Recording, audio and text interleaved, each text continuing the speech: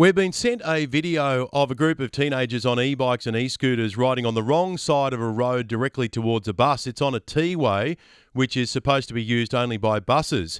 The Fairfield City Mayor, Frank Carboni, is on the line. Good morning, Ben. It's scary vision. Look, and it is, and unfortunately it's one of those issues that is starting to gain prevalence in our society. I mean, when me and you grew up, we would have a bike. Everybody would have a bike. There's nothing wrong with that.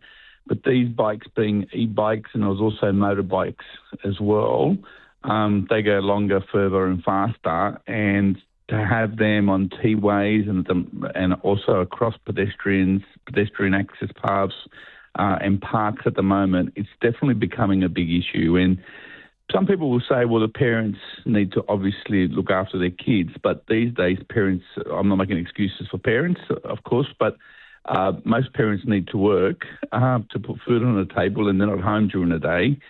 And I guess everyone's trying to get kids outdoors, and kids are pushing to get these electric bikes. And whilst they do provide benefits for the community, there is a growing issue with this. And they're just really fortunate no one got killed. And I feel for the bus driver as well. Imagine being a passenger on that bus as well. If that was later at night, the bus would have had to choose between perhaps hitting these kids on the bike or swerving and perhaps putting their own passengers at risk. Yeah, and we need more police, Ben. That's the point. That was my thought. I feel sorry for the bus driver because he would have been looking at this thinking, am I about to kill someone? And just describe the footage, Frank, for those who haven't seen it, and we'll share the vision later on. Well, you have young kids on both motorbikes and e-bikes. They're travelling on both sides of the T-way. You could see that the bus driver appears to see one of the bikes. The bike swerves. Then the bus driver realises the number 4 or 5 of them and just slams on the brakes.